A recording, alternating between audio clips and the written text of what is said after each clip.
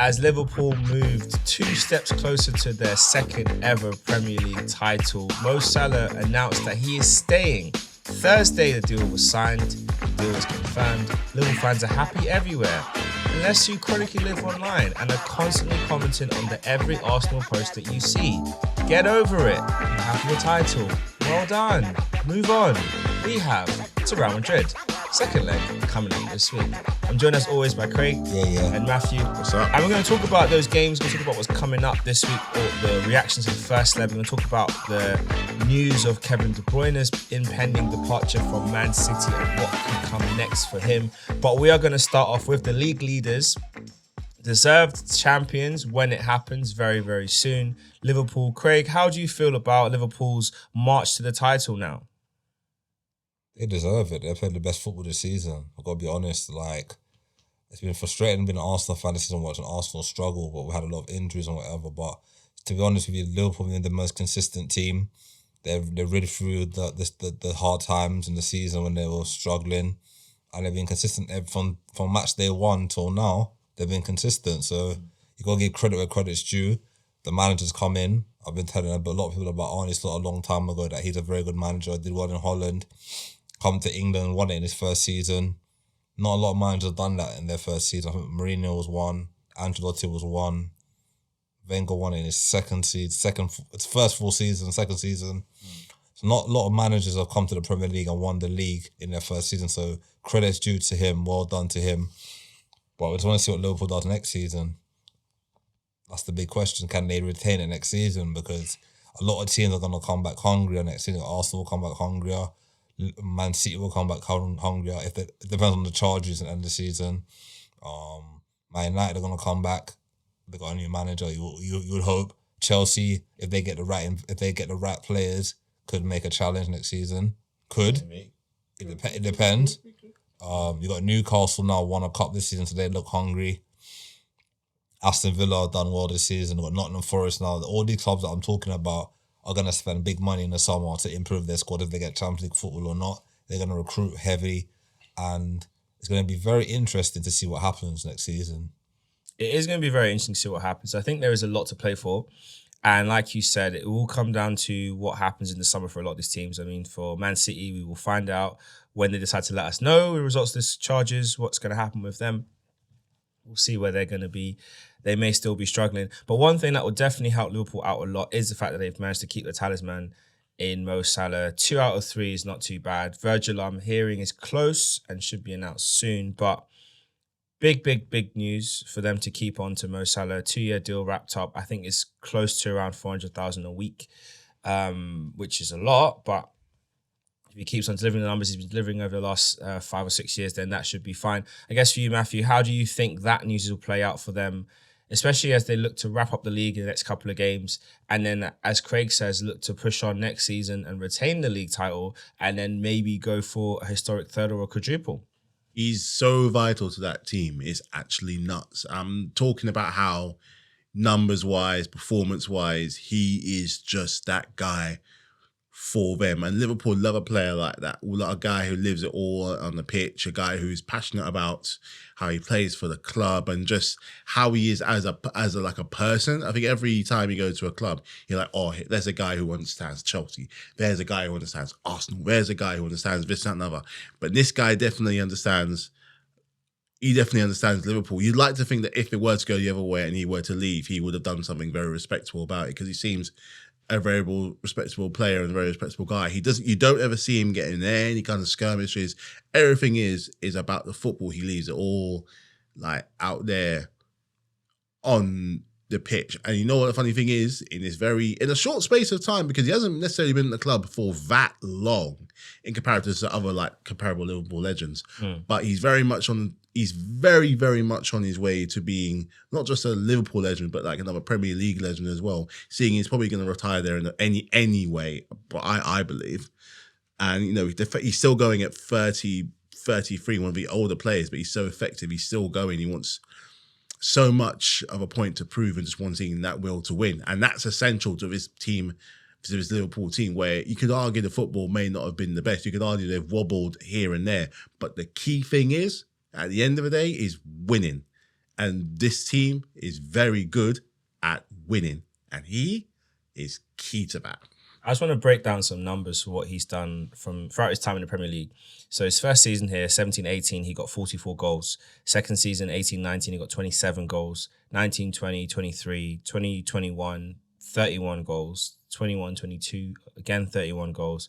22-23, 30 goals. 23-24, 25 goals. Currently in the 24-25 season, he's got 32 goals and, of course, counting. Craig, do you think he'll be able to improve on those numbers next season, maintain those numbers next season, or do you think he could have a drop-off, a lot like we saw with Aubameyang when he made that big move? We know with Chelsea, when they signed Fernando Torres, that was a big disappointment because the numbers just dropped off a cliff and he never really reached the heights that they were expecting. Do you think Salah will be one that will buck the trend and keep going at this high level next year? Well, you've got to look at Jamie Vardy, still scoring in the top level of football. And so I thought the only thing with Salah that could stop him is injuries. If he gets no injury next season, he'll still do the same numbers. He's still relatively fit. Not really injury-prone player. Played a lot of games, played every game this season. I think he's only missed maybe one. I think he's played every game this season, hasn't he? More or less. He's played every game, almost every game this season. I don't think he's been Mr. Consistent for Liverpool this season. So it goes to show that if he can stay consistently fit, the goals will come, because the way our Liverpool play football, they always find them to score chances, and he's a good finisher. So he'll always take his chances. Look at like the assist he got yesterday. He always, if he doesn't score, he'll get an assist.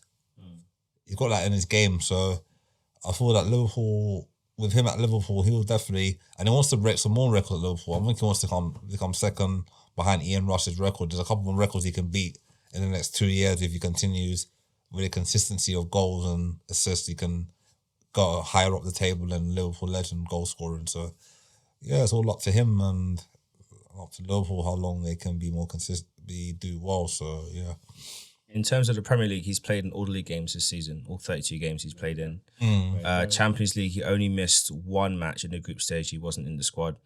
But aside from that, yeah, he's been Mr. Available, Mr. Consistent. And it does make a difference at this level, having your key players available to perform in these big, big games, being on the pitch. You need them because it's very difficult to make a difference in games without your key performance. And he has been there for them.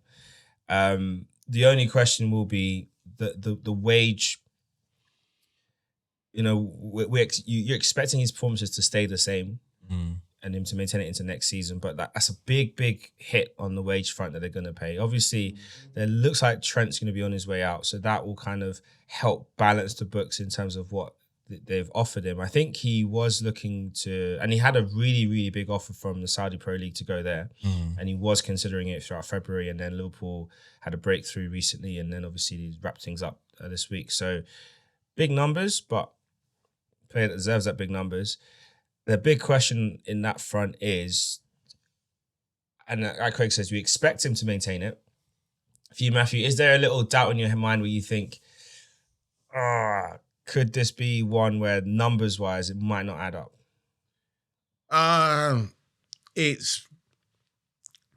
That's a hard one because it could be something as simple as injuries, but it also could be down to the fact that it's going into the second season with Arne Slot, and how much of more of a stamp is he going to put on things next year as Liverpool manager? Because coming in first year, he hasn't simply just come in and taken on from Klopp. No, he's very much made his own changes to what he wants from his team. But he hasn't necessarily made any massive, we talked about it before, big marquee signings to kind of change that team. This is going to be his chance to do that because he now knows what he's working with. Until coming towards the end of the season where he got the players getting a bit more, getting more tired, getting more strained, and they're working. So, I mean, considering he's played every Premier League game this season and a few other games, he's played, 90% of the season.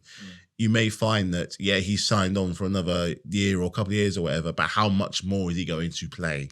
There's no guarantee that he's going to be playing every single game. Why? Slot's going to look at what he's going to be wanting. I mean, I can't speak. Maybe Mark might say something different, but it's going to be turning much more. If they want to retain the Premier League and go and do better and do a massive improvement in the Cups, what more will he want? And just how much is Salah going to feature in all those games, considering it could be down to the fact that he could be getting injured, his age, and he want to get someone in younger and a bit fresher? Because we said 2 out of 3, he's probably going to maintain anyway.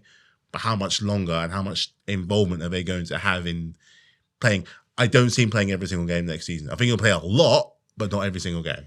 Yeah, it's going to be interesting to see how it goes. And I guess the big question on that front is like, as you were saying, Liverpool fans' perspective, I mean, they must be absolutely buzzing with this news. I mean, like, you've kept your key guys. I've seen, quotes from Paddy the Baddie, calling Trent a rat. He said he's not a Scouser. Well, he says he's not a Scouser. Other people have called Trent a rat. Let me put that correction in. But yeah, people aren't happy about the potential of him going to Real Madrid. If Liverpool fans now looking at this picture going forward, how pleasing is it that they managed to keep on to their main guy, Craig? Like, they've managed to keep their main goal threat going into the next season. They don't have to think about who they're going to replace him with, not getting a transfer fee. If anything, if this next season doesn't work out, he's starting to dip off a cliff, they can move him on to Saudi at that point. But how happy do you think they will be with this news? They're ecstatic. I think they'd have been even more ecstatic if they kept Trent as well. But you got to look at it like this, yeah. Trent's been at Liverpool since he was a kid. Come from the academy. He came through the same ranks like Hard Steven. He's like a Steven Gerrard of that generation coming through, uplift, like giving other academy boys that lift that you can make it out of the academy. Not a lot of academy players make it in the Premier League nowadays. It's very difficult. A lot of them get moved on. They go abroad. Look, Jadon Sancho, for example, went abroad.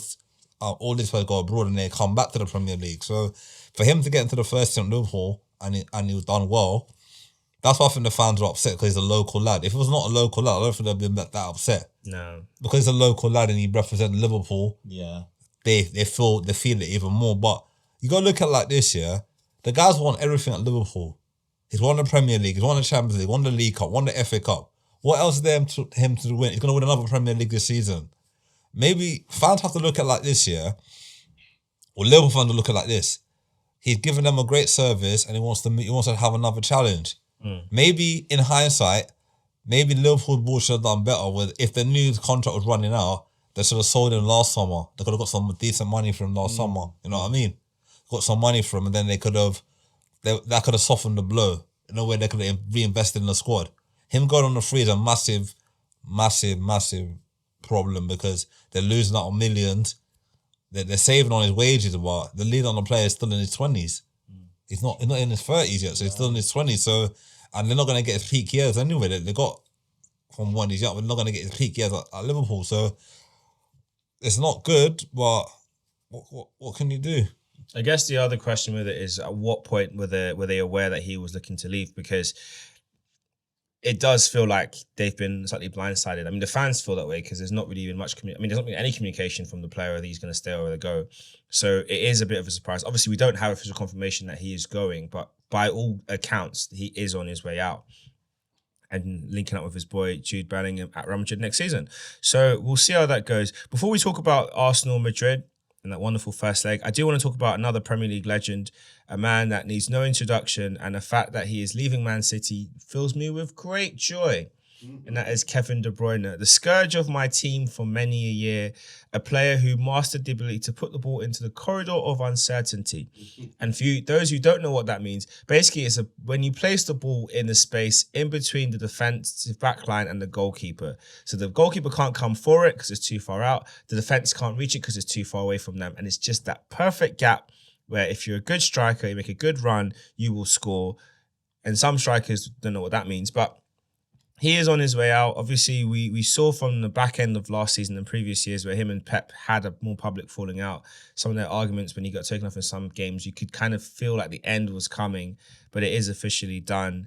Matthew, when you heard that news of Kevin De Bruyne moving on, how did you feel? It's another domino, another like stalwart of Man City that's almost could be like one of the final pieces falling down of what made City so dominant for all these years. Aguero, gone. Riyad Mahrez, gone.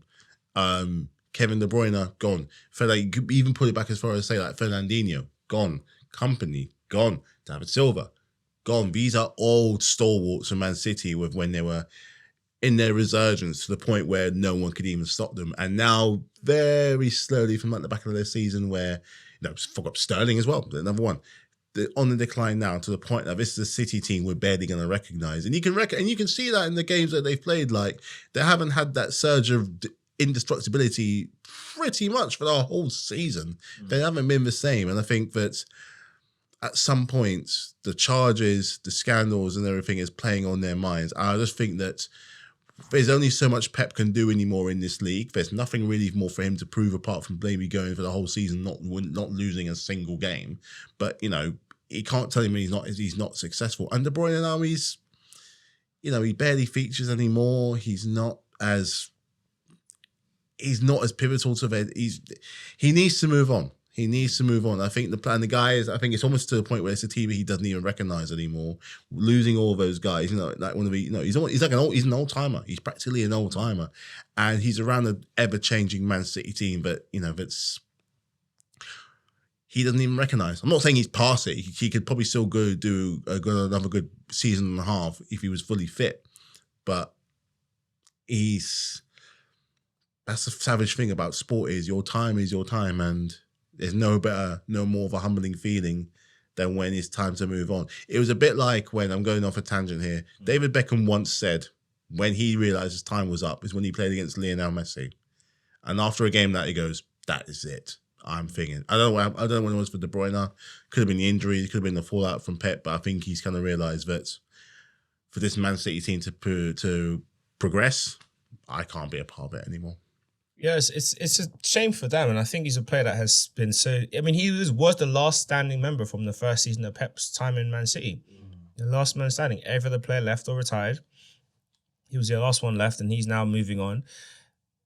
Big questions about where he goes next. Obviously, there's a really good video on Sky Sports where an analyst there, she was breaking down potential options for where he could go. She got a lot of stick for her opinion when she was breaking down the options, talking about looking at, look across the leagues and top teams and what options he might have. And he does get very limited very quickly.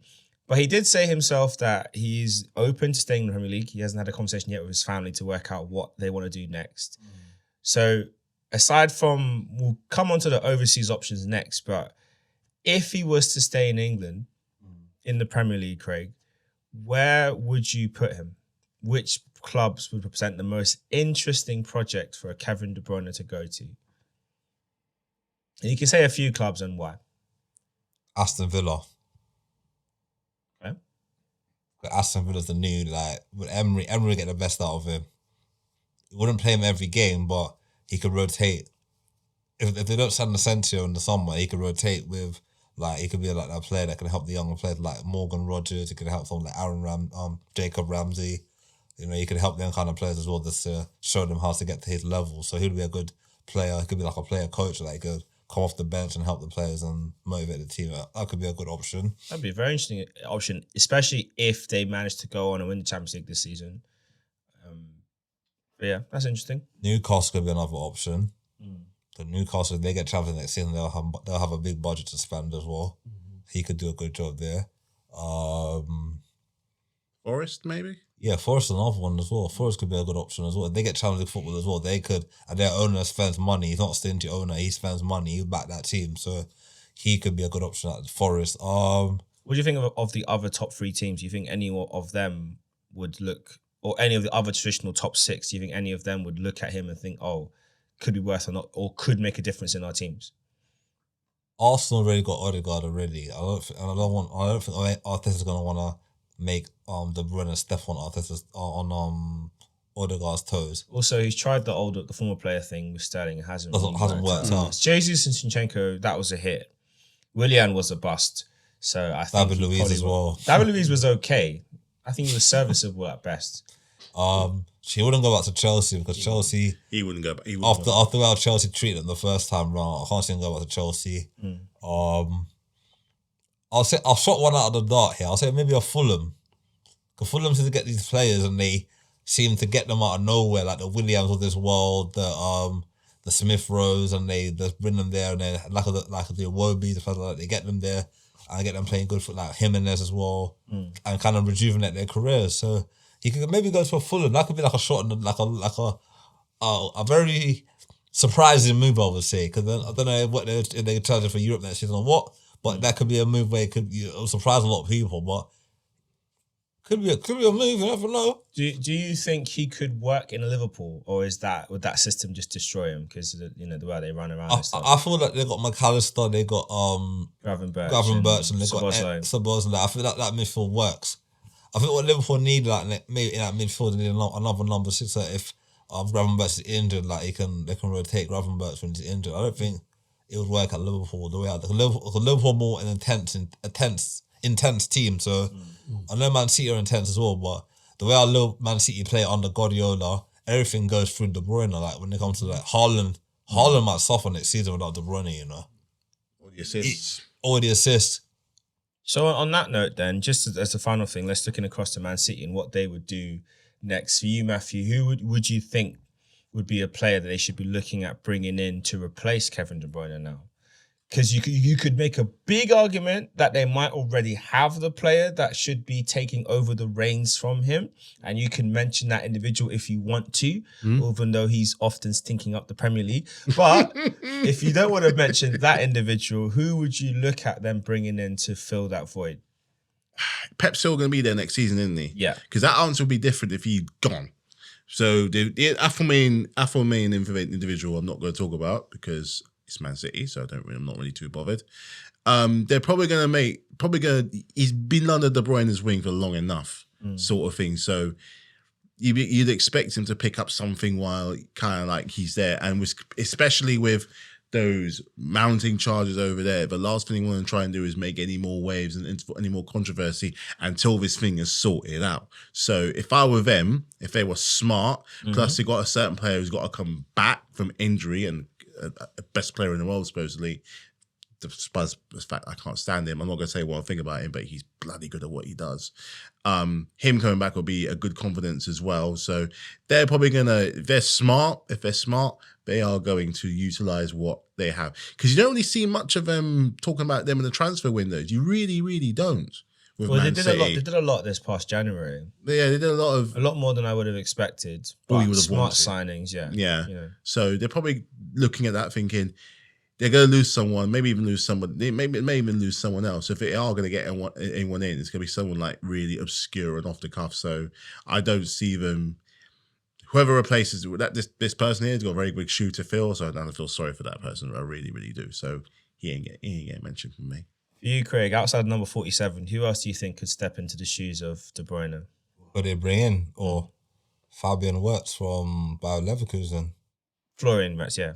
They can slap 100 million on the table tomorrow and say, come to City. I want to work under Guardiola. I worked under Alonso already. If he goes to City, If he goes to City and he adapts, baller. Absolute baller. Yeah. Him or Jamal Musiala from Bayern Munich. Them two, oh my gosh. Don't give them ideas. I don't want to give them any ideas. Guardiola, don't listen to this pod, please. But yeah, I mean, either one of those would be brilliant options for them and definitely change what they can do and give them that X factor. If I'm talking about Premier League, I would say someone like a Morgan Gibbs-White at Nottingham Forest. I've seen links with him to them. Morgan Gibbs-White, Eze at Crystal Palace. Maybe it's due a big move now. Right age now as well, maturity. Morgan Rogers, no, he ain't gonna leave the Aston Villa right now. Not to go back. Not good to go off the struggle there first time. So no. So I'll say Morgan Gibbs-White, Eze, or Fabian Wirtz, or Musiala, the four I think of, or even Gula at Real Madrid. He might be available in the summer. He could do a job. It'd be an interesting one if they went for him. Yeah. The other option as well, if you're looking stylistically for a younger player, you got Elkanous from Leicester. They're getting relegated, so they might, if Pep's in for a project, that could be one. But I guess if you're looking at project players, they've already got Phil Foden, number 47. So he's the one that you'd expect step up to the plate and deliver. And speaking of stepping up to the plate and delivering, the Arsenal. We did just that at home against Real Madrid. A very, very, very good 3-0 win to give us that little bit of breathing space before we head to the Bernabeu this Wednesday. It's a big game, massive game, a game that just goes to show that football is unpredictable, but they've never beaten us in European football. So that continues. We move. But I guess, Before we get into the specifics of the game and how things played out, and obviously Declan Rice's wonder goals and everything, and then Camavinga's red card, I guess for you, Matthew, when you looked at the spectacle from the outside, Real Madrid are coming in town. Arsenal's league form has been higgy-hag, to say the least. Too many draws this season, and that's a whole different conversation about the manager and what happens next and pressure and expectations, whatever. But big European game coming up against the current Champions League holders, the best team in the world, according to themselves and statistics. But how would you have looked at the mood going into that game, and how did you think Arsenal would have approached it compared to what we actually got in reality? I'll be brutally honest, I didn't see this result coming. I don't think I saw you getting thrashed. I just didn't see you winning, if I'm brutally honest, because league form does count for a lot. But if you look at other teams that have gone ahead and done well in the competition, not saying necessarily won, but done well in the competition, league form does tend to take a hit in some sort of way. So I reckon going into this game, the players would have seen I think the players are looking at this as like an opportunity. Yeah, they're that's the thing with cup competitions. You just don't know. Don't get me wrong. In a league, it might be different. If Real Madrid are playing Arsenal in a league or someone else in a league, that's a whole different matter. But as a cup competition, the rule book and the format goes literally out the window. You said yourself, at either side of this game or the next game, there's a draw. You drew with Brentford and you drew with Everton. Everton, yeah. Yeah. No one in their right mind is looking. Granted, they lost their game. They did lose their game, but no one's really looking at that being like, they drew against Everton.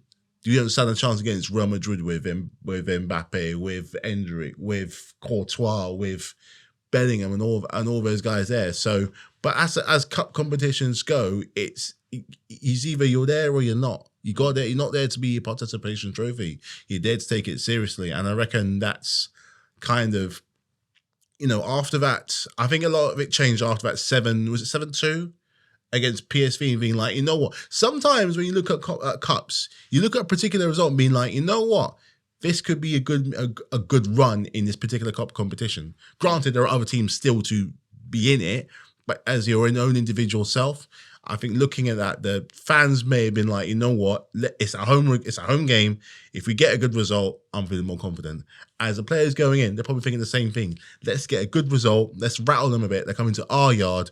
Let's make them sweat. Let's make them suffer just a little bit. You never know what can happen. And lo and behold, look what happened. Look what's produced. I think you really shocked a lot. I think the result shocked a lot of people who probably didn't see it coming. Then again, that second leg going towards the Bernabeu is going to be one of probably going to be, I'm going to say probably your biggest game in 20 years. This is going to be your biggest game. So, it's going to turn out to that game and do what it is you think you need to do. No, we definitely need to turn up. And I hear what you're saying about the premise of the game coming into it, because I think there was a lot of thoughts and expectations that Real Madrid are going to come in town and absolutely blow us away. And if you're looking at how the game panned out, like the opening 20 minutes, I mean, Mbappe could have had a hat-trick in the first half, but for some, one, the chance he got coming in from the left, he didn't quite wrap his foot around the ball. Raya made a good save. One of them, he smashed it into the side netting. Another one, Saliba closed him down just enough to get it out for a corner. So he could have easily another day had a hat-trick. But when you saw how the game started off, Craig, and how we were approaching the game, how, especially the space and time we had on the ball, it being able to pass out from the back, minus Kivior's little early wobble after that, he didn't really have much stress. But how encouraged were you to see how we're playing as the game progressed from that, throughout the first half before we get into the fun of the second half? I think Arsenal got a lot of young players who are fearless. Like Saka's fearless. Martinelli, on his day when he's on form, is fearless. They don't care about reputations or whatever. They just want to play football. I'm sure that they want to be one of the best players in the world. Saka's got the potential to be one of the best players in the world. Same with Martinelli as well. The issue is, with Martinelli, just needs to be more consistent. This consistency is stopping this game. Saka has already proven, after the Euros, 2020 Euros, he's already proven every season he gets better and better and better. And he's improving in goals and assists this season. I know he's been out for almost 3.5 months, but he's come back and he's getting there. He took on, he absolutely destroyed the left back, Alba. And Alba's been one of the best defenders in Europe for a long time, especially at Bayern Munich. It was very good. Came to Madrid, had a couple of injuries here and there, but he still won 2 Champions League. I think he's won 2 Champions League with them now. I think it's 2. Yeah, something like that. Yeah. You know, and he's no mug. He's a good player. So Saka didn't care about his reputation. He just took them on, did his thing. Martinelli was cooking Valverde in that battle. And Valverde's a good midfield player as well. It's not a right back, but he gave him a shock of his life. Partey, for me, the best player on the pitch that day. I know Rice scored the 2 goals, but Partey for me was the best player on that pitch that day because he was making everything tick in that midfield. The thing with Partey and Rice, everyone's saying that Rice is a good player. Don't get me wrong, but Partey knows how to make them passes, not them killer passes. He knows how to make them passes. He knows how to defend. It's like watching Atletico Partey the other day when he was in top form at Atletico back in the day. A lot of fans might say we haven't seen a lot of that from him, but you gotta give credit where credit's due. He's done very well. So yeah. On that note, before we get on to Declan Rice's free kicks, do you think Partey should be given a new contract? Yes. And why? I thought because if we get rid of him in the summer, who's going to replace his passing that he can do? Don't have a pass that he can do. Give him a year or 2-year contract, and if it doesn't work in the first year, you can always sell him on to Saudi Arabia or wherever in the summer. But I think you need to give him another. For what he's done this season, he's been in top 4 for the season. Hardly missed a lot of games this season.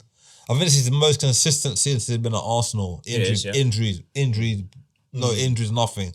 And I think he's playing for a new contract. I think he's really playing for a new contract. I'll give him a new contract. I don't know about you, but I feel that if we can keep him this summer and get another midfielder to like rotate with him and he can show them the ropes, then after next season, a year and a half later, you can say to like how they did with Jorginho, how they're gonna phase off with Jorginho now. You can say to him, you know what, thank you for your services. Time to move on. Yeah, I mean, I don't know. I'm torn. I do see the fact that, and I think what has helped is the fact that they did make him have the surgery on his. I mean, if you look at a lot of Arsenal's players this season, all the hamstring injuries have given them all surgery straight away. And there's a theory that that's helped with their recovery because Partey had one, and people were a bit confused as to why he had his hamstring surgery back in the last season. But you're seeing how he's not had any injuries since. He's not had any problems with that. There's been some games when it looks like he's running through treacle. But in the Madrid game, he was sprinting a lot more than I've seen him do. He was running to make tackles, cover. Even in the league game, the West Ham game, I was seeing him make more sprints than I've seen him do in a while. So, not West Ham, sorry. He didn't play in that game. But yeah, the game before West Ham, I saw him make more sprints in the game than I've seen him in a while. So there is something different there. But then that being said, we've got to talk about Mr. Declan Rice. Rice in peace. Free kicks. I mean, the funny thing with the free kick situation is that why has he not been put on them sooner? When you look at his set piece delivery, the guy can bend it like Beckham for corners. So why have we not tried it for free kicks? Yeah. And we did, and he put it in top bins. Matthew, when you saw those goals, whether it be live or the highlights, I've watched them a lot of times since. I've watched them a disgusting amount of time since then. I've listened to all the different commentaries, different reactions and everything. But when a player does that in a match, that's their moment. Do you think now the world is recognizing what we have in Declan Rice? I mean, they should have known already, even from his time at West Ham, just how influential he could be. And then now he's having that in his locker, which I never knew that he had before, which is mad, in a very high-profile game. I'm not doing it to do it once, but to do it twice. And he argued they got better as they were going on. Like, it's the whip, it's the fact that he catches Courtois completely out of thing and beating Courtois. A lot of people say Courtois is one of the best, if not the best, in the world. And and as a goalkeeper, those ones are horrible because sometimes they are just hit that good, and it's mad. I do personally think the occasion really added to it as well, which added a bit of spice to it. So he's got, I gotta get this inch perfect. Hit it now. So they're looking at him now as a threat, as set, like you said, for set pieces, for corners and those kind of free kicks, because they were quite far out. Put it this way, Beckham would have been proud of that. Beckham would have been proud of that. Ward-Prowse would have been proud having a foot like that. There were 2 sensational goals, man. And this is me talking from a non-fan. Like, sometimes you just got to sit back and acknowledge when a good goal is just a damn good goal. And to get 2 in a game like that, that is mad. So they're going to be looking at him. I'm not acknowledging how good a player he already is, but I think they're looking at him different as like a we did not know that this guy had this in his locker. It'll be a bit like if you saw, I don't know. It'll be a bit like if you remember that Rene Higuita kick, that save he made. Oh yeah, when he does the score, that's the backflip scorpion save, backflips, bicycle kick or something like that. It'd be a bit like if David Raya or like Robert Sanchez did that and did it well and scored an goal anyway. But something like that. Something like that now. But so they're going to be, especially as England as well, England expects they're going to be looking at that. You know what? Tuchel's going to be looking at that and be like, I potentially solved my free kick problem. I potentially solved my set piece problem. You think you can do it right there? For England, you got options. You got Trent, you got James, and obviously Rice. Yeah, it's good problems to have. To choose between the three to take set pieces going forward. Obviously, Mourinho's goal, can't go without mentioning that. I like the fact that he is adopted to the role that he did not get signed for. And I think what I like as well is that I think fans are starting to recognise the quality he has rather than the qualities that they expect, that they want from a midfield player. They're appreciating what he has. I think one of the things that's really helped a lot is that Mikel has gotten his own personal trainer. He's been doing some strength work and some conditioning work with him, and he's put on a bit more muscle. And I think he's a lot fitter than when he first joined the club. Obviously, he got injured in training by Gabriel in an unfortunate accident, so he missed the start of the season. But I think he's finally got an opportunity of what he wants. I think the thing that impressed me the most, aside from that goal, was the game against Brentford at the weekend when he got the ball and did like a little quick Cruyff flick with the feet and then got fouled. I'm like, oh, he's got...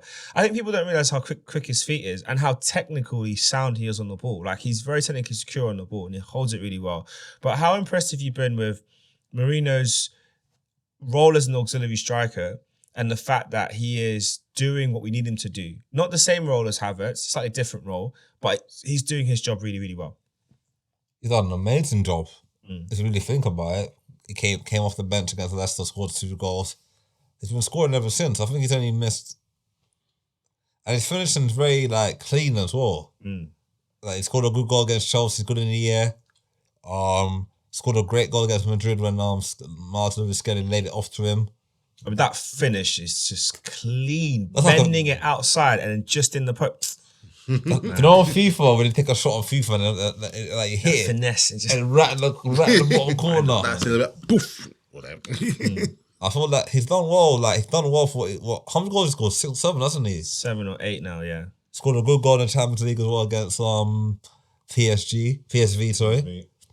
So for someone, we need a striker in January. We didn't get a striker in January, so we need someone to step up after Havertz got injured, and he stepped up as well. So if you get a goal at Madrid on Wednesday, I'll be very happy again. I'll be winning the game. I'll be very happy. And also, there's a possibility that Havertz will be back for the end of the season. And I think if Arsenal make the final, I think Havertz will probably play 1.5 league games between the end of the season. Then he'll be in the squad. That's my prediction. And he'll come off the bench and score in the final like he did for Chelsea.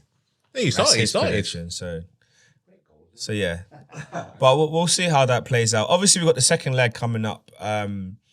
I guess to start with you, Matthew, how do you see Madrid approaching the game, and what do you think? How do you think the score's going to be at halftime? How do you think Madrid are going to approach it? I think they've had, form-wise, it's been a bit up and down of late. Then I know they had a game on the weekend, then they had that horror tackle from Mbappe as well. Really, really lucky that wasn't affecting their Champions League for their sakes anyway, because he now has become very important for them. I'm going to say this. It depends on who scores first. Whoever scores first, and let's say if you get 1 goal by halftime, done, finished. If they get 2... If they get we haven't considered 2 goals in a long time. If they get 2 in the first half, I'm not saying that they're going to go ahead and win it, but there's a chance to go ahead to penalties. If they have 3 by halftime, different story. But I think it's going to be whoever draws blood first. And the trouble is, because of how the first tie went, you just don't know how that's going to. You just don't know who it's going to be. But they're going to come out very fiery. They're going to come out. This is their tournament, as they may claim to think. So if they're going to lose potentially lose this drawn trophy. They're not going to do it without a fight. Bear in mind, you got to realise throughout this whole table tournament, how they've done it in the Champions League, it hasn't really favoured them. They haven't done very well. So that might be playing on their mind, how this whole change has been made around to suit other teams. Hence why you have two English clubs in the quarterfinals in the first place. So if you will have to score, you will have to come out and match that thing and score first if you stand any chance. If you score at least a goal by half time, I'll say it's done. Greg, what's your thoughts? How do you think it might play out? I agree with Matthew. I feel like if we get the first goal, game over. 4-0 aggregate. The thing is, the only thing I have to say is Madrid are going to attack. From minute 1 to minute 90, they're going to attack. Big time. And that's going to leave gaps in the back. And if we can hit them on a counter attack, we can score goals. You know what I mean, Matthew? If we hit them on a counter attack, we can score goals. They're chasing the game. We're not chasing the game. We can defend for 90 minutes if we have to. We can just park the bus, as man. Park the bus, do low blocks, and then they have to come to us. If we get to 0-0 at half time, and in the second half we can nick a goal, then they have to chase the game even more. They just score 4 goals. They just score 4 goals to go through. Technically, yeah. We don't need to score any goals. We can sit on a 3-0 lead, on a 0-0 and go through. It's one of those games where I don't think we can literally just sit back for 90 minutes. Not that we're not capable, but I think that just creates too much pressure. Yeah. I don't think we need to even force the game. I think we can approach it a lot like we did the first leg. If we get possession, move the ball really quickly through the spaces that they're going to leave to us. They can't approach the game the same way they did the first leg. Their midfield was too passive. They were not pressurising us. They let us walk through them. They let Lewis Skelly have the freedom of Islington on that pitch. Timber had the freedom of Islington on that pitch. It was weird the way how they were defending, but you know that they're hoping they're going to have players like Ceballos back. I don't know if Modric will start the second leg because he looked a passenger in that game. Alaba is out with an injury, so they're going to have to make some changes at left back. Cam Vingas is suspended. I don't know if Shemani's going to be back. So they're gonna have to shuffle the pack either way. So it'll be interesting to see what they do. For me, I think I feel like the first 20 minutes is going to really settle it. For me, if we get to the 20 minutes in, it's still 0-0. I think the pressure will mount from their fans. And if we get to half time at 0-0, I don't think the noise from their fans to them, I think that will start to make them force the game. Because Ancelotti's not going to send them out there to force it. They're going to play attacking football, we know that. But they're not going to try and force the game from minute 1. I think, it probably will have a similar flow to the first leg, maybe a higher tempo from them. But if they try and force the play, we'll pick them off.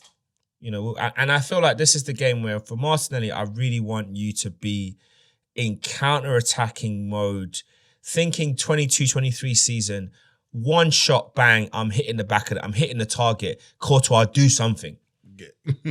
Because Saka, I don't know. I mean, I think last game against Brentford at the weekend, it wasn't great. But again, he's building his fitness back up. He still looks a bit rusty. But he gave Alaba a torrid time at left back. So whoever they put out there, he's got a job on their hands. So as long as we approach it with that same vein of we're going to give you a job on your hands, you need to defend really well, then I think we'll put ourselves in a great position. The question will come down to who will blink first and will we have enough to get it over the line? We got the players to, we got the opportunity to now. Can we get it over the line? That's the big question. And ultimately, I think for this season, the way it's panned out, we have to do the job. And if we do get through this round, I think we have to make the final. It doesn't matter. Let's get to the final first. Winning it is the next step. But I think we can't get knocked out in the semi-finals by, I don't care if it's PSG or Villa. We have to beat them. And by beating Real Madrid, if we get through, that puts us as favourites for the whole thing. Because most teams that beat Real Madrid in the Champions League in the last 5 or 6 years, they make the final. By minimum, they make the final. Or they win it. That's what we did. So that's what City did. Dortmund beat them, made the final. Didn't win it in the end, but they made the final. So that's the minimum. If we beat them, the final has to happen. And if it doesn't happen, for me, if we get knocked out in the semi-finals of how this season's panned out, I would let the manager go. That's fair. I would. It's different to make the final and lose. I don't want to lose the final. But if we can't make it to the final, I would say you've done the most you can for Arsenal. You've taken us from mediocrity when Wenger dropped the standards. Emery couldn't build us back for love nor money. Couldn't win us the Europa League final when he was Europa League king. And I don't want to hear it about this, that, and the other. We had 13 days of rest and he put out that garbage 11 and we played that garbage haram football. We did not deserve to win that tournament based on how we played that final. Disgusting. He changed his system for no reason. Anyway, you know how I feel about Emery. Not a fan, right? So you've taken us from that first season, won an FA Cup. Great. Love to get that feeling back into the club. And you've progressed us from being, 8th, 5th, 3rd. Oh, sorry, second. Great. But this might be the best you can do. And that's okay to say, this is the best you can do for us. Thank you for taking us to challenging. We now need someone to take us over the line. Now, the club might turn around and say, actually, we'll give him one more season. Fair, that's on them. But me personally, if I was in charge and that was my decision to make, I would say, if we can't make the final, then thanks very much. But this is, because we have to have standards. We have to have standards as a club.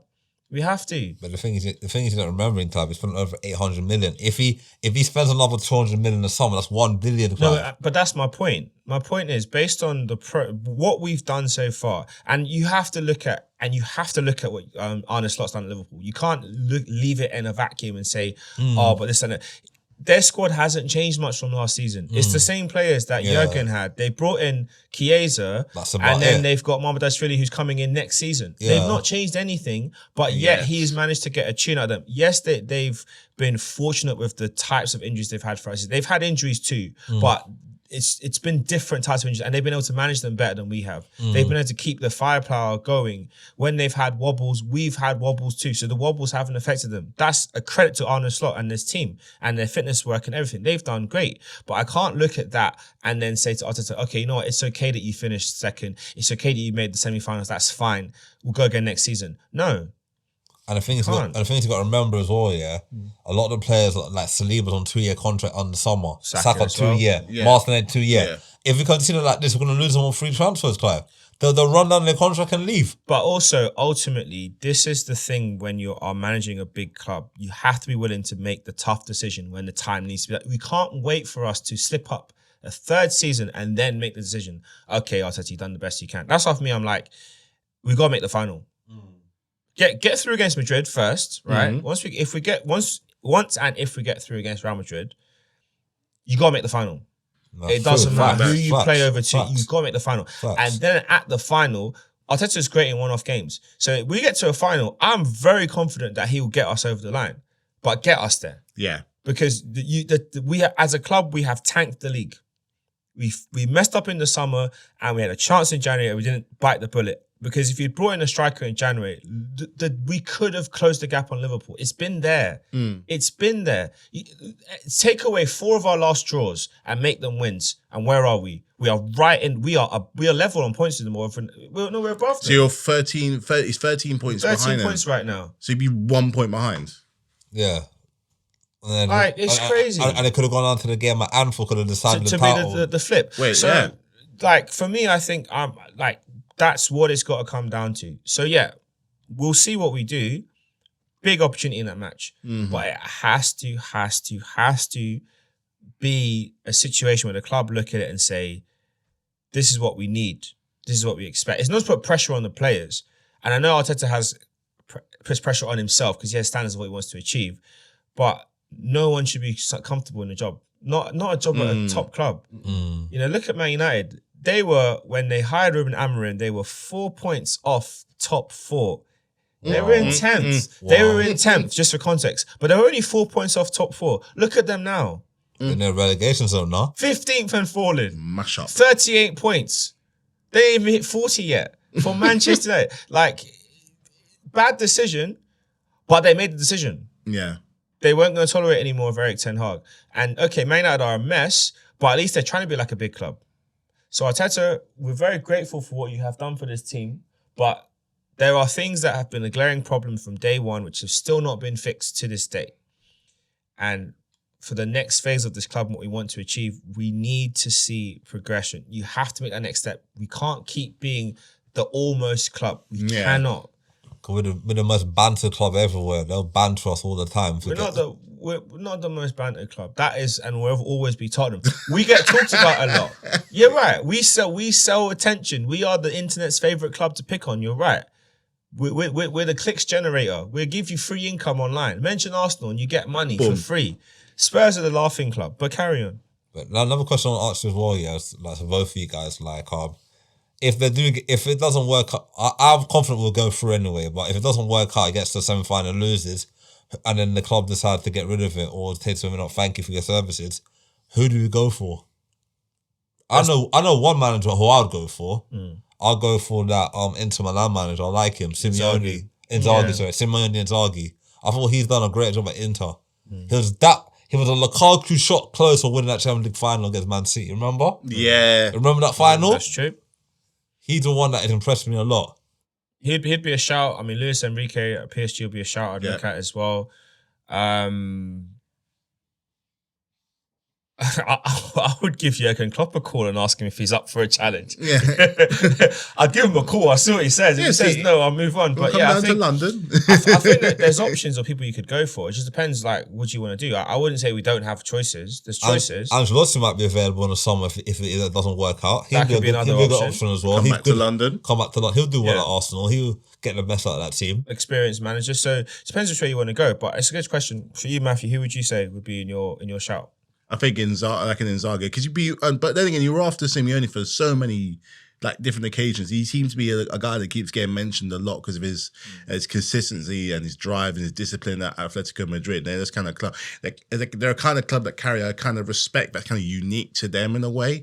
But yeah, I mean, Arteta, this is now his best chance. I would say if he gets to the final. If he gets to the final and it doesn't work out, he gets one more because he got you to the final at least. But if he gets knocked out here or even the next round, I'd say thank you for your services. You have got us as far as you can, but I think we're not no bridesmaid. We're a bride club. We want that full at the end of the wedding sort of thing. So I would, if it were me, for just a kind of like disciplined kind of football that's still kind of good to watch and how you can just play teams off the park. I think Simeone would be a good shout. I think he would do it. Yeah, because I think the Kroenkes fired one of their managers recently. I don't remember if it was I think it's NBA. Yeah, the Denver Nuggets. Yeah, really? So it just goes to show that they're not here to just play games, and that's surprising to some. But they can be ruthless when they want to be. Just we don't always see it, but they can. They were ruthless at Emery. Well, I mean, Emery failed. And Wenger as well. They're ruthless at Wenger as well. They don't talk about how they got rid of Wenger. Yeah, well, Wenger got pushed out. But anyway. There you go. And he's a club legend. So to wrap up today's podcast, our last segment, we're going to look at our clubs of the podcast hosts. That's Liverpool, Arsenal and Chelsea. And we're going to cover 4 topics or 4 ratings or 4 areas within those clubs. So we're going to look at the player of the season for our 3 clubs, the most improved player of our 3 clubs, the biggest surprise that can be in a positive or a negative sense from our clubs, and lastly but not least, 1 in, 1 out. So if we had to take one player from for example, for Arsenal, if we take one player from Liverpool, one player from Chelsea, who would they be and who would we send out to join their respective clubs? So we're going to start off with the player of the season. Craig, who is your player of the season for Arsenal? Lewis Skelly. Oh. I think him coming to the first team, doing what he's doing, getting an England call-up, scoring his England debut. He's been our best player of the season. And I would say Bukayo Saka, but he's been injured a lot this season. And what he's been doing, he's been doing it for a couple consistent seasons now. Lewis Skelly's an academy Prospect, guy. Came into the team, struggled at first, but then when he got his confidence, he just whizzed through all season. So I said Lewis Skelly's been our best player of the season. Yeah. Matthew, who would you say has been Arsenal's best player of this season? I would say I wouldn't give it to Lewis Skelly because I think he's done. If he was to do it again next season, I would have been like, I would agree. Could get another second thing. So I'm going to say, I was thinking about this. Who's Arsenal's best player this season? That's a tough one. Even though he's been up and down, and just because he's been showing more of what he's been able to do and delivering in the big games, I'm going to say Declan Rice. He's delivered a lot when you've needed him to. I'm not just including Real Madrid. I'm putting in just so many other different games where he's been able to step up and clearly adding more to his repertoire and showing that leadership quality that he indeed had at West Ham. And I think that this season's been better than he has been better than last season. He really has been better. So well done, Mr. Rice baby. I say he's your best player. Okay. And for me, I'm going to go for Gabriel at the back. I think he's been super consistent, super solid. I think his injury is come at the worst time possible in the season. And it has meant that we need our supporting cast to really step up big time. Kivior to really channel the spirit of Nacho Monreal and just give us 7 out of 10 tonight in the season. Calafiori to come back fit and potentially slot in a centre-back when needed. Ben White to get over this niggles he's been having post-surgery and just be there to play. So he's my pick for player of the season. Over to you, Matthew, for Chelsea. Who's your player of the season? Caicedo. What is his Caicedo? It's something about that particular position at Chelsea. We just seem to fill in and fill in really, really well. From the beginning, from the genesis of Claude Makelele, going on to Ramirez, going on to Kante, and going on to Caicedo. From the tail end of last season, he had a slowish start, but from the tail end from last season, you could see that this guy had something about him. He was clear and he was getting better. And under Maresca, he has been our most consistent player throughout pretty much the entire season. His tackles, his interceptions, and just how he's been able to keep us competitive in that top half of the table. He has been a very big instrumental part of that. And as much as people like to talk about how Cole Palmer's been blowing cold, basically, he needs to get mentioned that little bit more. He's had a fantastic season so far, and I'd be very surprised if it's not him that gets player of the season for Chelsea. So well done, Caicedo. You've had a good season. This best full season so far, so really good. Okay, Craig, who's your shout? Between Caicedo and Cucurella, I think Cucurella's had a good season as well. Yeah, it's been very good. I'll say Cucurella. I did like Caicedo. Caicedo's had a great season as well, but I'll say Cucurella's had a consistent, since he came up from the Euros, winning the Euros last summer, he's had a great season. He's been scoring, adding goals to his game now as well. Good goals as well. So I'll say Cucurella. Okay. Yeah, I'm going to go for the same. Cucurella for me. All right, last but not least, Liverpool players. Who has been their player of the season? I'm going to start with you, Craig. Between Gravenberch and Salah. The reason why I said Gravenberch, because Gravenberch last season was hardly getting looking under Jurgen Klopp. And Arne Slott's coming to the Premier League, identified a weak area. They were going to buy Zubimendi in the summer, but that deal fell through. And they looked in the team and thinking, who can play centre mid? And they played Gravenberch as a DM. And he's done well this season, been Mr. Consistent. Going to win his first second trophy in England. He won the League Cup last season. Yep. And going to win their Premier League this season. So I have to say, everyone's going to say Mo Salah for all the goals and assists, but I'm going to give it to Gravenberch for the transformation of, he might get young player of the year this season in the Premier League, I would say. So I would say Gravenberch, yeah. Who you say, Matthew? I'm going to go with a typical default choice. I'm going to go for the Egyptian King, because of all the players that they've had a dip this season, he's the one who's never really, he's like a Toyota, man. He never misses a beat every single week in, week out. In the league at least, the guy delivers. Like Craig said earlier, if he ain't scoring, he's assisting, he's tracking back, he's doing this, he's doing that, he's getting involved and making sure that they are winning and having that winning mentality in the team. As good a season as Gravenberch has had, and he's had a very good season, and if Gravenberch got their player of the season, something like that, I wouldn't necessarily be angry at that.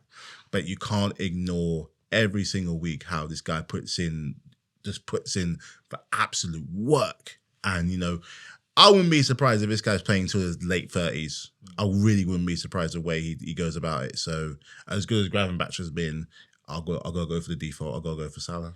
Same, I'm going for Salah as well. Most improved, we're going to stick with Liverpool. I'm going to give my answer first. My vote for most improved player for Liverpool is Dominic Szoboszlai. I think last season he was a mixed bag, I think it'd be fair to say. I think we knew his shooting was very good, but there were some games where he didn't seem to influence it. He didn't seem to make things happen, and games passed him by. I think this year, that midfield three with McAllister and Gravenberch, just solid. He can run, He can do the short stuff. He can do the long stuff. And of course, his shooting is just, every international break, the guy's doing another Hall of Fame worthy contender for goal of the season. Like, I'm just don't know what's this guy's eating. But yeah, he's the guy I'm picking for most improved player at Liverpool. Who have you got, Craig? Konate. I think he improved so much this season. Last season, he struggled a lot with injuries and poor form, and Liverpool kind of fell off last season when they were top of the league. This season, he was Mr. Consistent I think he's been Liverpool's best defender this season after Van Dijk. I would say he's been more consistent than Van Dijk this season. I think Van Dijk has made a lot of mistakes in games, and Konate has been there to cover for him. So I would say Konate. Okay. Who's your pick, Matthew? I was going to go with Szoboszlai originally, but you know what? Thinking about it, I think Konate has been... He stepped up to the point that let's say if Van Dijk were to go, Konate is not a bad replacement to have. Obviously, they got to get someone in next to him, but he's done a hell of a lot better than he's had last season, which is saying something. Instrumental in their way up to the box into the Premier League, basically. So you know what? If you're out there and you're almost to the point where you're almost outperforming Van Dijk, sometimes that's got to be something. All right, let's look over at Chelsea. Most improved player. We'll start with you, Matthew. Ooh, I'm going to go with Enzo. I'm going to go with Enzo Fernandez. I think at the start of the season, he had the problems with Fofana, but he's really put that behind him, and he's getting really important goals. In the odd 1-0 performances where he hadn't necessarily been doing our best, especially for example, the games in Tottenham coming out from the half time. A game against Spurs is something that a Chelsea fan would like to win. We all appreciate, but just all around this season, his work on goal, his keeping himself out of trouble from the whole business starting, and losing the captain's armband may be the best thing that's ever happened to him. Obviously, he went through a thing where I think for his personal life, has some real struggles, but he's not been too distracted. I know for some people could really, really struggle by it, but he's really tried his hardest to improve himself as a player, as the most expensive player in the league. He should be doing that. But I've been really really impressed with what he's done this season, getting involved in everything. So good on. I think he's done really well. Craig, who's your shout? Madueke. He's not a bad shout at all. I feel that his goals, he scored a hat-trick against Wolves at the start of the season. Yeah. Had a little dip, came back again, got dropped for a little bit, came back in. He's been consistent for Chelsea. I feel that he's getting better and better. I know he started out at Tottenham, then he moved from the academy, then on to PSV, came back to the Premier League, came to Chelsea. There's something in his game that he can become even better. He just needs to get more goals and assists. He needs to watch Mo Salah, because I've heard him say similar position, right wing. He can get more goals and assists. He'll be one player. He'll be a hell of a player for you lot. And he got England debut and goal as well. I'm saying. So he's got potential to get to the... It's up to him where he wants to go in his career. If he wants it, he can get there. Yeah. It's up to him. So he needs to get to that. He can get to the next level and the next level and the highest level. But he has to work harder. I mean, I'm not saying he's not working harder now, but if you want to get to the highest level, you got to be consistent. You got to go beyond week in, week out, yeah. Scoring big games like London derbies, Premier League games, Champions League games, cup finals. Get your team over the line. Clutch moments. Like Salah's a clutch player. When it comes to the big moments in games, you need a goal, he scores. So Madueke needs to watch him and get to that level where if Chelsea losing 2-1, he can change the game and make them win 3-2. Just like that. I'm going for Malo Gusto. I think he's been so consistent and good for Chelsea. I think people forget Reece James as a right back. The fact that he's now a central midfielder says everything. So that's my pick. Okay, so last but not least, Arsenal. Starting with you, Craig. Who is Arsenal's most improved player?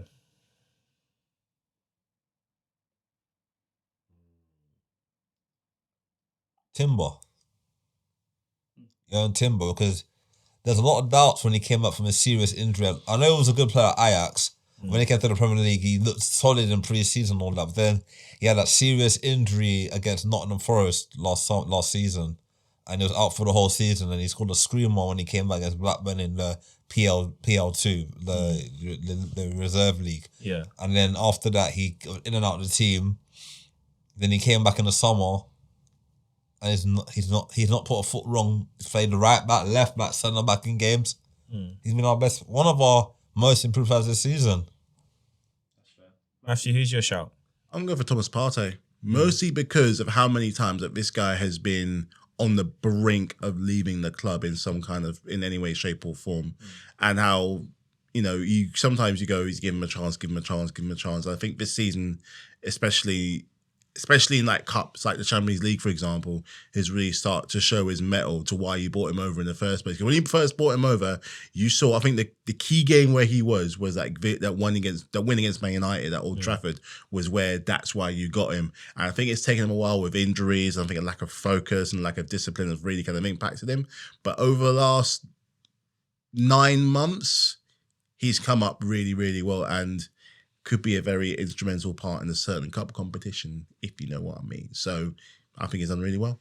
I agree. I think Partey is my shout as well. I think Timber would have been a good option too.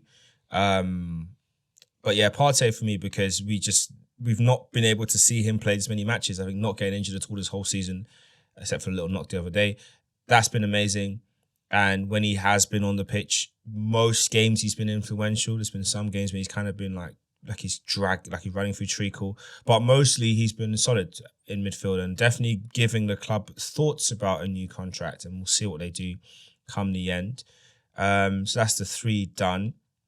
Let's move on to the biggest surprise. Positive or negative? Matthew, who's the biggest surprise for you? You can pick one player from one team rather than going through all 3 teams. Who's your biggest surprise of this season? For any team? Yeah. Biggest surprise. I'm gonna go with Arsenal. The biggest surprise. I had it in my mind.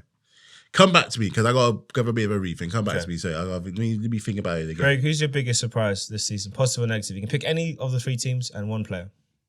Can it have to be Arsenal, Man United? Any of the 3 teams that we said. Biggest surprise. Well, who would you have in mind then from outside those teams then? Nottingham Forest. I mean, individual player. Sorry, not team. Elanga. Okay. I like that one. Wow. That's a good shout. Okay. Because he's I know he was a good player at United, he had good potential at United, but he was never given a fair chance at United. They got rid of him, went to Forest, could have down tools or whatever. This season he's improved as a player. Scored a screamer against United the other day, great goal against United the other individual, solo goal against United the other day. He scored his health. Him and Chris Wood have got a good partnership. So I think he's been the most surprising player this season, I would say. He's improved a lot. So I'll say Elanga can continue with the hard work.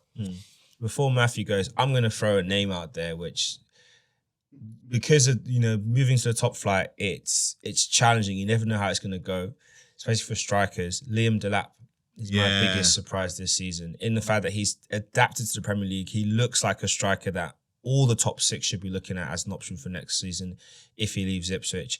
A player that Man City might even consider looking at to come in as a backup for Haaland. Although they've got Marmusha, they might not need to. But definitely a player that I think has come to the Premier League and has bossed it. And that's baby Drogba right there. That's baby Drogba right there. If you're looking for a Drogba regen, that's your guy. Good player, man. Very good Matthew, player. who's your shout? Who is the guy? The guy at Bournemouth. What's his name? Was it not Clive? Clive, yeah. Justin Clive. I'm gonna go for Justin Clive, man. His dad must be so proud, man. His dad is proud, and you know what? And there were doubts coming with the front line where I think they had a really good game against Chelsea. We won, but a really good game. They had a really good game against you and a really good game against City. And I think it's gone from the point where it's like, I don't know if I consider him, to the point now where at the end you could see a lot of bigger teams looking to be like, you know what, this guy has got something. And even who's the guy who plays at Semenyo next? Semenyo, yeah. The guy played next to him as well could possibly be another one where it's like, you know what, they're looking at that front two and the season that they've had, they've capitalised on the fact that Spurs and Man United have really been really poor this season, but even then they've gotten some really good results along the way. Decent run in the FA Cup as well. A team that we had to go down quite easily at some point. They've done a sensational job, and it's kind of down to those 2 players. So one of the 2, I'm going to go for Clive as probably my surprise outside of our clubs. Man, that's really good. And then last but not least, so let's just focus purely on our clubs. 1 in, 1 out. If you had to pinch 2 players, Craig, 1 from Liverpool, 1 from Chelsea, who would you take and who are you sending the other way? Trossard for Salah. Easy.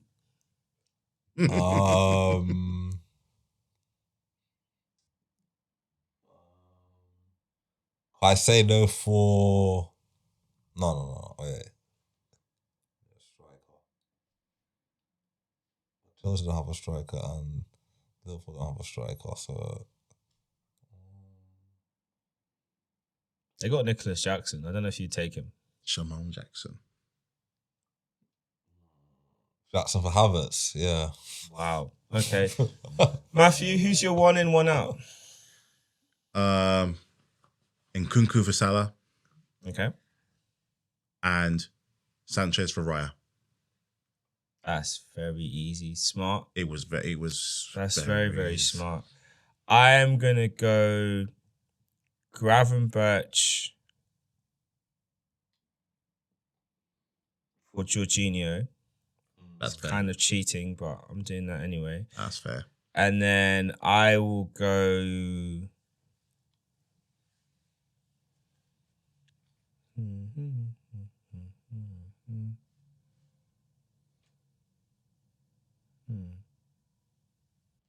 Yeah, Salah for Martinelli. Upgrade on that left wing. This kid's got to go. But anyway, that's what I would do. Yeah, and we'll see. Lastly, for Liverpool, who would you bring into Liverpool from the other clubs? Who would you take out for Arsenal to go to Liverpool? Who would you swap that other way? I thought Martinelli will cook in Liverpool's team, you know. You do? I think he'll cook in Liverpool's team. The way they play, I think him and Salah on either wing will cook in that team. So Diaz out, Martinelli in. Yeah. Okay. Matthew, who would you swap into Liverpool? That's a really difficult one. Isn't really, if you think about it. I got one more. Go on, okay. I would. What's Matthew? I think. Saliba for Van go. Dijk. Okay. Matthew, who have you got? No, that's a stupid one. That doesn't make no sense because like for like. So, nah. Who was your first one? The first He one you said said? Martinelli for Luis Diaz. I think it'll give him a new lease of life. It'll give him a new lease of life and, working with players that actually go off as quick as him. So that's actually a semi-good shout. Other than I wouldn't change the goalkeepers because that's stupid. Nah. If I had more time to prepare, I'll come. You know what? Give me more time to prepare for it. I'll come back for it. I really will come back. I'll tell you mine, which is an easy one. Timber in and Quanta out. Because Trent will be gone anyway. So that'll be a right back side of Liverpool. Oh yeah. And on that note, Liverpool fans, it's a good week. It's hopefully going to be a good year. You're going to lose a boy, but you've kept the Gypsy King. So you win some, you lose some. The Premier League title is likely heading back to Anfield Road unless there is a catastrophic collapse. But even if you do collapse at this point, can Arsenal even close the points gap? Probably not. So that's signing out. Peace.